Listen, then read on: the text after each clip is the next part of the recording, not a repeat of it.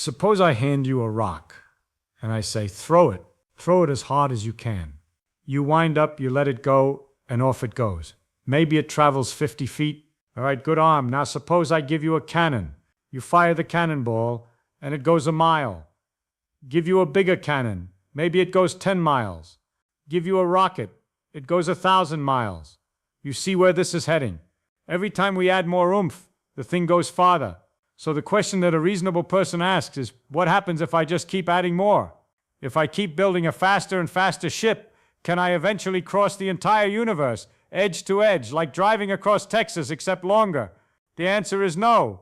And the reasons it's no are so strange, so layered, that by the time we're done here today, you'll realize that the universe has at least 4 completely different ways of stopping you, and each one is weirder than the last. Let's start where things are comfortable. In the world Isaac Newton handed us, motion is beautifully simple. You push something, it speeds up. Push it harder, it speeds up more. There is no ceiling. If you could keep pushing forever, the thing would keep accelerating forever. A spaceship with an unlimited fuel tank could, in Newton's picture, reach any speed you like. 1,000 miles per hour, 1,000,000, 1,000,000,000, there is no rule that says stop. In that universe, reaching the edge is just a matter of patience and fuel. You point your ship in one direction, you fire the engines, and you wait. Maybe it takes a very, very long time, but you get there. That's a lovely picture, and it's wrong. The first crack appeared in 1887 in a basement laboratory in Cleveland, Ohio. 2 fellows named Michelson and Morley were trying to measure something that everyone assumed existed, the medium through which light travels. They figured the Earth is moving through space, so light going in the direction of Earth's motion should behave a little differently from light going sideways, same way that swimming with the current feels different from swimming across it. They built an incredibly precise instrument, an interferometer, a device that split a beam of light into 2 paths, sent them in perpendicular directions, and recombined them to look for the tiniest difference in travel time. The sensitivity of this thing was extraordinary. It could detect a difference smaller than a fraction of a wavelength of light. They set it up on a stone slab floating in a pool of mercury, so that vibrations from the street wouldn't ruin the measurement. They rotated the whole apparatus carefully, testing every orientation, and they found nothing. 0 difference. Light moved at the same speed no matter which direction they pointed, no matter how the Earth was moving. It was as if the Earth weren't moving at all, which of course it was. That result sat there like a splinter in the mind of physics for almost 20 years, until a clerk in a patent office in Bern, Switzerland took it seriously. Albert Einstein didn't try to explain away the result. He accepted it as a fundamental fact about reality and asked what kind of universe would make this true. The answer he arrived at in 1905 changed everything. The speed of light in empty space is about 186,000 miles per second, and it is not just fast, it is the fastest anything can go. Not because we lack the engineering, not because we haven't built a good enough engine. It is a property of space and time themselves.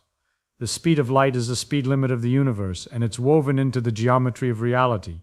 Now you might think, well, so what? Maybe I can get to 99% of the speed of light. That's still incredibly fast. I'll just travel at 99% and be patient. Let me show you why that doesn't rescue you.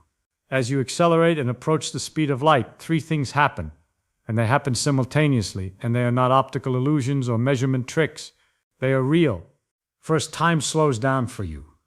A clock on your spaceship, a perfectly good clock, ticks slower compared to clocks you left behind on Earth. At 90% of light speed, your clock runs at about half the rate of the Earth clock. At 99%, your 1 minute equals about 7 minutes back home. At 99.9%, your 1 minute is about 22 minutes on Earth. The closer you get to light speed, the more dramatic the effect, and it approaches infinity as you approach the speed of light exactly. Your clock never stops from your perspective, but to the outside universe you are frozen in slow motion. Second, you get heavier, not fatter. Your mass increases. The energy required to push you a little bit faster goes up, way up. As you approach light speed, your effective mass climbs toward infinity, which means the energy required to accelerate you that last tiny bit, from 99.99% to 100%, is infinite.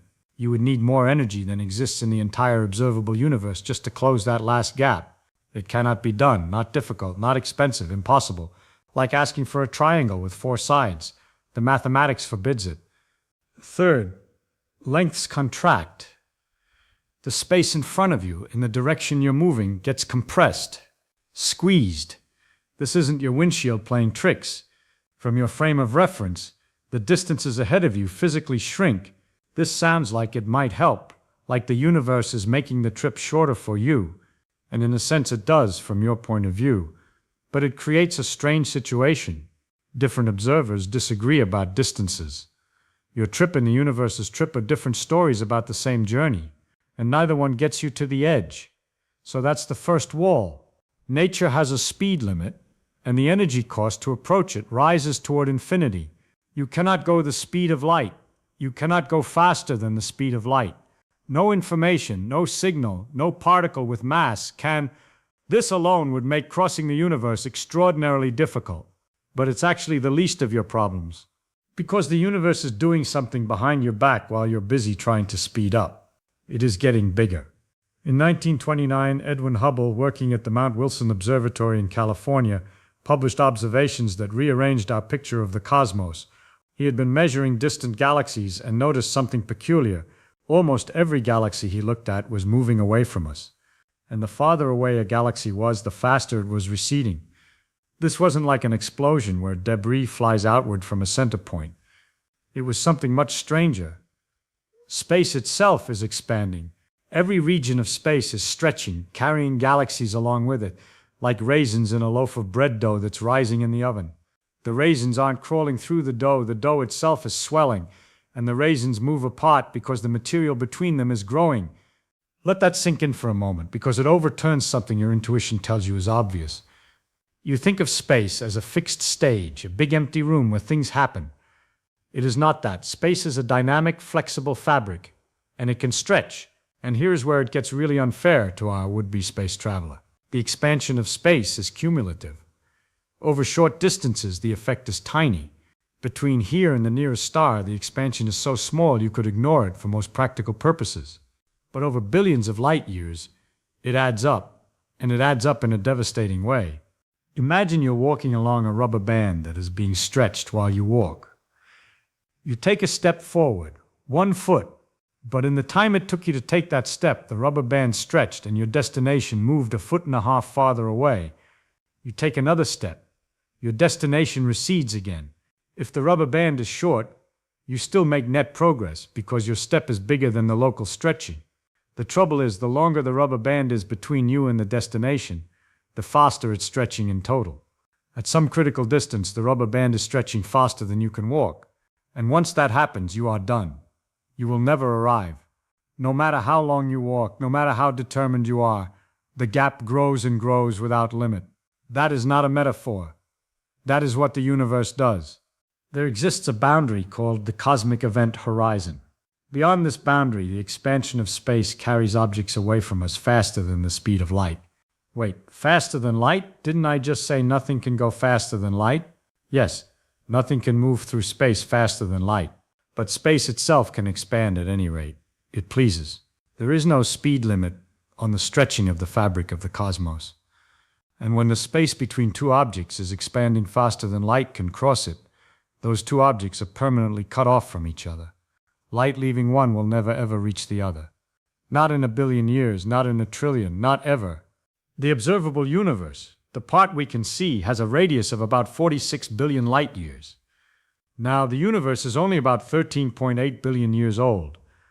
How can we see something 46 billion light years away if light has only had 13.8 billion years to travel? Because space was expanding while the light was in transit. The light left a galaxy that was much closer, billions of years ago. And while the light was making its way to us, the space behind it was stretching, carrying that galaxy farther and farther away. By the time the light arrives in our telescopes, the galaxy that emitted it is now 46 billion light years away, even though the light itself only traveled at, the speed of light. So we are seeing the ghost of a galaxy that has long since drifted beyond our reach. And it gets worse. This is where I would pause if I were telling you a bedtime story and say, I'm sorry, but the villain gets stronger. In 1998, 2 teams of astronomers, working independently, discovered something that nobody expected and many people desperately wished wasn't true. They were studying a particular kind of exploding star called a Type 1a supernova, which astronomers use as a kind of cosmic yardstick because these explosions all have roughly the same brightness. By measuring how bright a distant supernova appears versus how bright it actually is, you can figure out how far away it is. And what both teams found was that the most distant supernovae were dimmer than they should have been. They were farther away than the standard expansion rate predicted, which meant that the expansion of the universe is not just continuing, it is accelerating. Something is pushing space apart faster and faster over time. We have given it a name: dark energy. We do not know what it is. That's worth repeating. We do not know what dark energy is. It makes up roughly 68% of the total energy content of the universe, and we cannot see it, touch it, bottle it, or explain it from first principles. But its effect is measured, confirmed, and devastating to any dream of intergalactic travel. Because of dark energy, the cosmic event horizon is not just sitting out there at a fixed distance. It is creeping inward. Galaxies that we can see today will, over the coming billions of years, cross beyond the event horizon and vanish from our observable universe forever. Their light will stretch to infinite wavelength, their images will redshift into nothingness, and they will be gone as completely as if they never existed. The last photons from those galaxies will arrive fainter and fainter, redder and redder, like a voice fading down a long hallway until it is gone. 100 billion years from now, a civilization living in our galaxy, if it has no records of the past, will look out and see nothing. Just their own galaxy, alone in an infinite void. Every other galaxy will have disappeared beyond the horizon.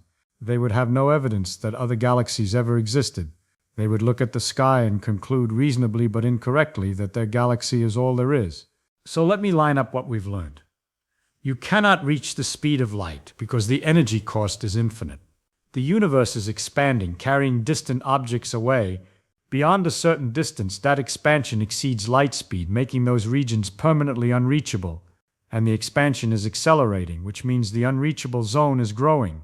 The fraction of the universe you can even theoretically influence or visit is shrinking every second of every day. Even with a perfect ship that could somehow approach the speed of light, you would be racing against a receding horizon. And losing the horizon does not care how fast you go. It is not a wall in space that you could reach if you were just quick enough. It is a feature of the expanding geometry of the universe itself. To reach the edge, you would have to outrun the growth of space. And that growth is powered by a force that pervades the entire cosmos and is getting stronger. But I want to put one more twist on this because I think it's the deepest part. The question, can we reach the edge of the universe, has a hidden assumption in it. It assumes the universe has an edge. And as far as we can tell, it does not. If the universe is infinite, and current measurements are consistent with it being either infinite or so astronomically large that the difference is irrelevant, then there is no edge. You can travel in one direction forever and never hit a boundary, not because the boundary is far away, because it does not exist. It's like asking, where is the edge of the surface of a sphere? You can walk around a globe forever and never fall off the edge because a sphere has no edge. It curves back on itself. The universe might be like that, or it might be flat and infinite, stretching on without end in every direction. Either way, there is no wall, no fence, no boundary marker that says you have reached the edge. What we call the observable universe has a boundary. But that boundary is not a physical place. It is a limitation on how far light has had time to travel since the beginning. It is a horizon of knowledge, not a horizon of geography. So the question itself dissolves. You cannot reach the edge of the universe for at least 4 reasons. The speed of light prevents you from going fast enough. The expansion of space moves your target faster than you can chase it. Dark energy ensures the expansion accelerates, making it worse over time. And finally, in all likelihood, there is no edge to reach. The universe may go on forever, or loop back on itself. But in neither case is there a wall to touch. And I think that is one of the most beautiful and terrible things about nature. It is not hiding its treasures behind a locked door. It is telling you plainly, mathematically, without any cruelty or kindness, just truth, there are places you cannot go. Not because you are too small, not because you are too slow, but because the structure of space and time, the very geometry that makes your existence possible, is the same geometry that keeps you confined to your little patch of the cosmos. We live on an island, a luminous temporary island surrounded by an ocean of space that is rushing away from us in every direction. And the ocean is rising, and the island slowly, over billions of years, is getting lonelier. That should not make you sad. It should make you pay attention. Because everything you will ever see, everything you will ever touch, every star that will ever warm your face is here, now on this island. And it will not last forever. So look up, look carefully, while there is still something to see. I would like to know something of these four barriers we talked about: the speed limit, the expansion, the acceleration, and the missing edge. Which one surprised you the most? Which one changed how you see it?